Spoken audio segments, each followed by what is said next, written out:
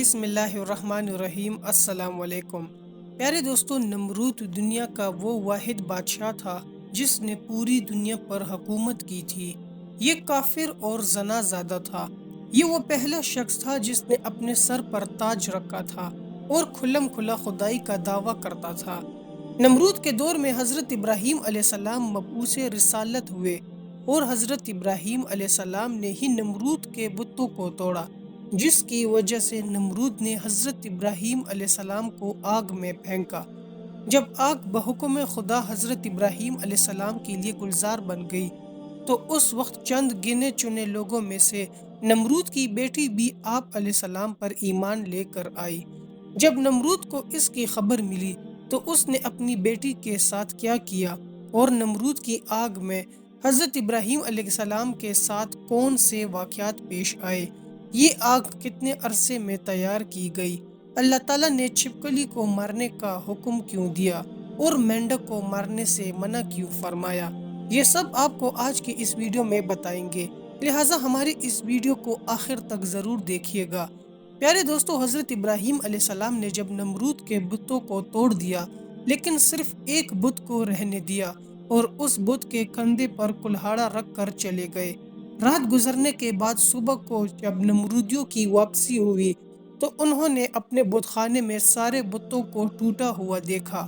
ان کے خداؤں کے حشر و نشر نے ان کے پیروں تلے سے زمین نکال دی۔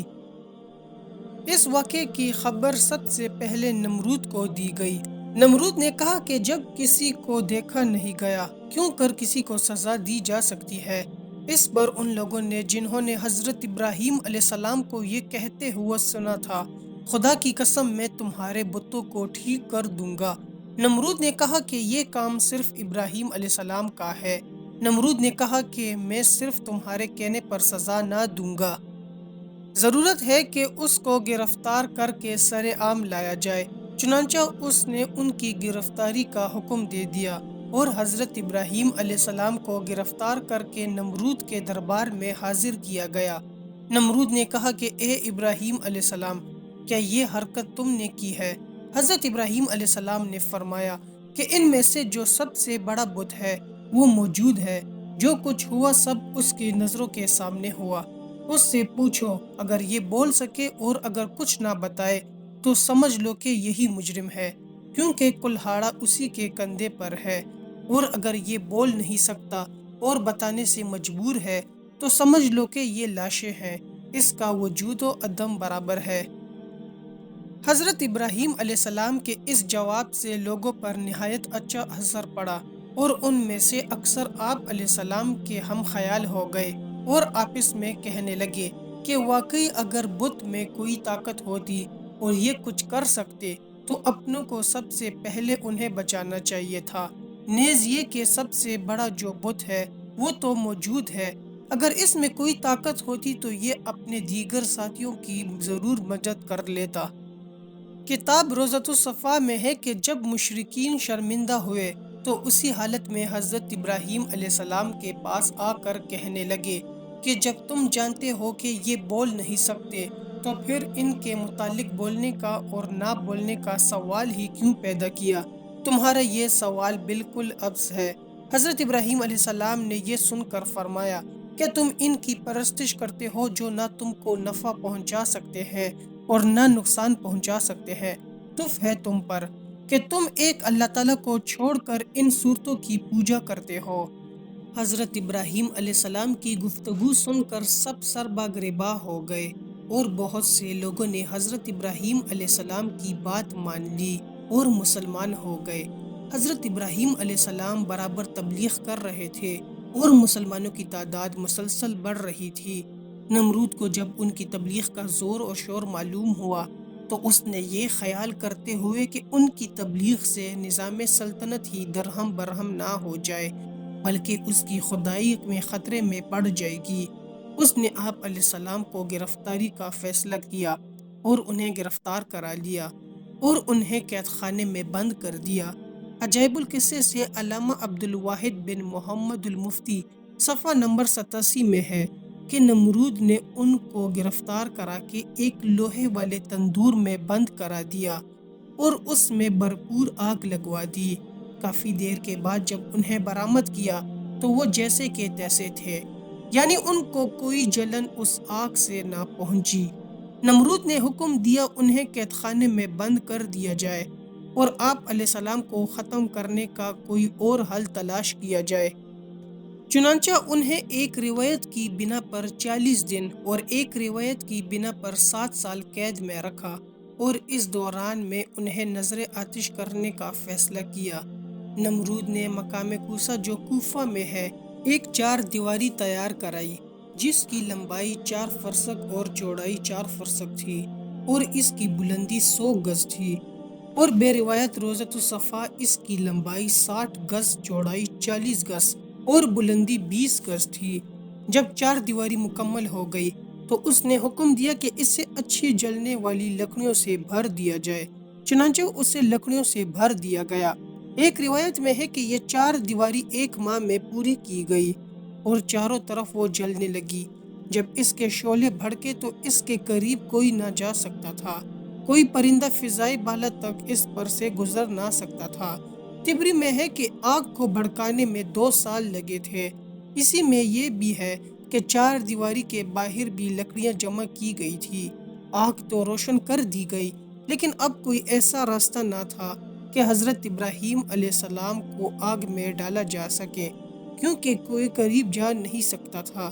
لوگ اسی مشورے میں تھے کہ شیطان نے انہیں منجنیق بنانے کا مشورہ دیا اور بنانے کی ترکیب بتائی۔ جب منجنیق تیار ہو گئی تو اس نے اس میں پہلے ایک بڑا پتھر رکھ کر پھینکا۔ جب تجربہ نے بتایا کہ منجنیق ٹھیک بن گئی ہے اور کام ٹھیک کر رہی ہے، تو حضرت ابراہیم علیہ السلام کے ہاتھ پاؤں باندھے گئے اور گلے میں بھی توق آہن ڈالا گیا، پھر منجنیق میں بٹھا کر انہیں پھینکا گیا۔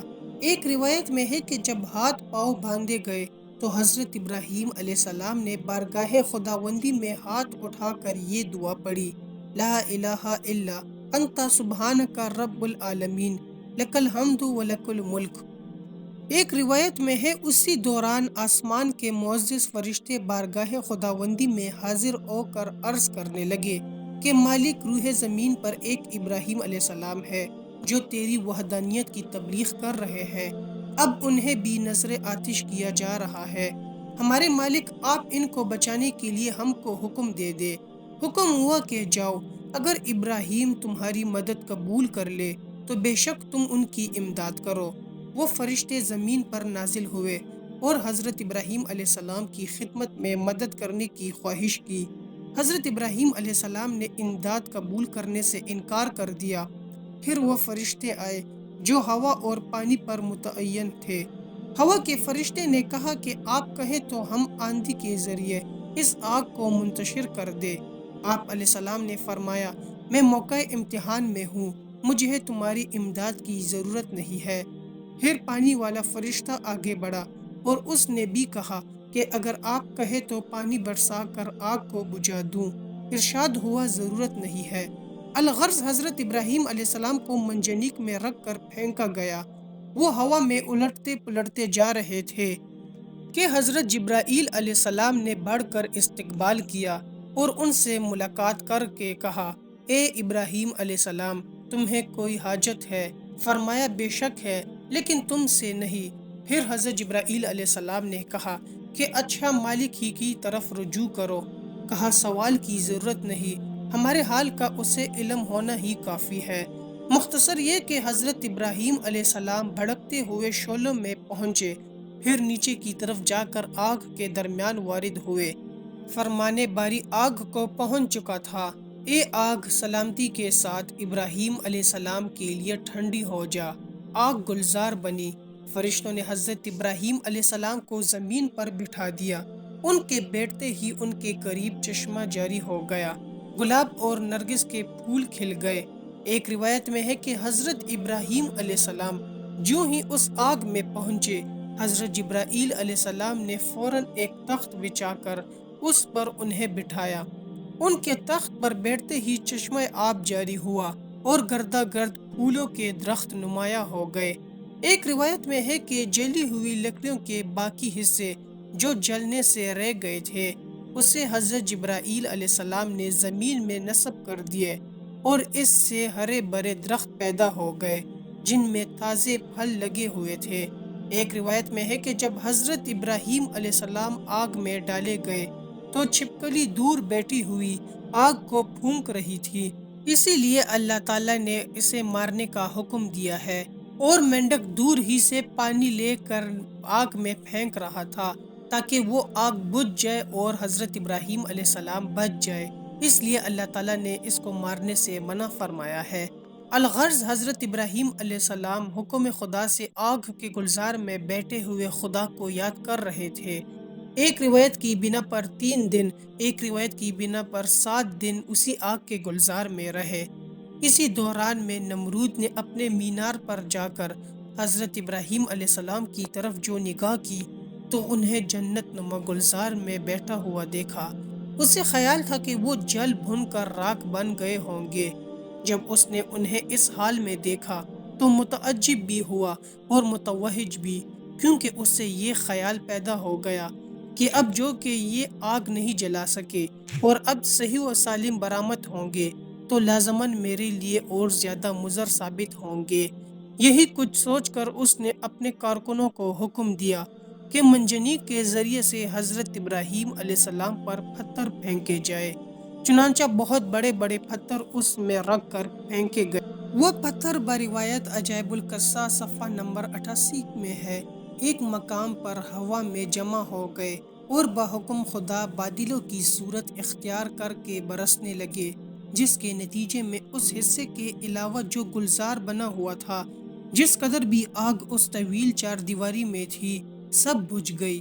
علامہ مجلسی تحریر فرماتے ہیں کہ دنیا میں سب سے پہلے جو منجنیق بنائی گئی وہ وہی تھی جس میں حضرت ابراہیم علیہ السلام کو آگ میں پھینکا تھا۔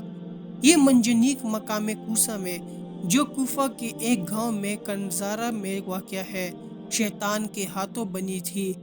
حیات القلوب کے صفحہ نمبر 90 میں تحریر فرمایا ہے کہ حضرت ابراہیم علیہ السلام کو جب ہاتھ پاؤں باندھ کر منجنیق میں رکھا تو ان کا چچا جو حکومت نمرود کا وزیر تھا، حضرت ابراہیم علیہ السلام کے پاس آیا اور ان کے روح مبارک پر ایک تمانچہ مار کر کہا کہ اب بھی اپنے حرکت سے باز آ جا اور نمرود کی خدائی کو تسلیم کر لے۔ حضرت ابراہیم علیہ السلام نے فرمایا کہ جو خدا ہے خدائی اسی کی تسلیم کی جائے گی اور اسی کی تسلیم شدہ ہے، یہ نہ خدا ہے نہ اس کی خدائی مانی جا سکتی ہے۔ ایک حدیث میں ہے کہ جب حضرت ابراہیم علیہ السلام کے لیے آگ ٹھنڈی ہوئی تو اس کا اثر 3 دن تک دنیا کی تمام آگ پر رہا اور اس میں ٹھنڈک آ گئی تھی۔ مورخین کا بیان ہے کہ آتش نمرود کے گلزار بننے کے واقعات اور اس وقت کے دیگر حالات دیکھ کر حضرت لوط علیہ السلام اور جناب سارہ نے ایمان ظاہر کیا اور نمرود کی بیٹی رازہ بھی ایمان لائی۔ حضرت لوط علیہ السلام حضرت ابراہیم علیہ السلام کے چچا زاد بھائی تھے اور جناب سارہ چچا زاد بہن تھی۔ نمرود کی بیٹی کے ایمان لانے کے متعلق علامہ عبد الواحد بن محمد المفتی بحوالہ معرج النبوت لکھتے ہیں کہ نمرود کی بیٹی رازہ بڑی زیرک اور ہوشیار لڑکی تھی۔ اس نے جب حضرت ابراہیم علیہ السلام کے آگ میں ڈالے جانے کو دیکھا تو بڑے اصرار سے اپنے والد کو اس بات پر راضی کیا کہ اسے اس مینار پر جانے کی اجازت دی جائے جس پر سب لوگ بیٹھ کر حضرت ابراہیم علیہ السلام کو دیکھ رہے ہیں۔ چنانچہ نمرود نے اجازت دے دی اور وہ اس مینار پر جا پہنچی۔ وہاں پہنچ کر اس نے حالات دیکھے۔ اس سے یہ دیکھ کر بڑا تعجب ہوا کہ آگ گلزار بن گئی ہے اور بلور کا درخت ان کے لیے لایا گیا ہے۔ اس نے بے ساختہ آواز دی، اے ابراہیم علیہ السلام، میں یہ کیا دیکھ رہی ہوں؟ اے ابراہیم علیہ السلام، یہ حالات کیوں کر پیدا ہوئے؟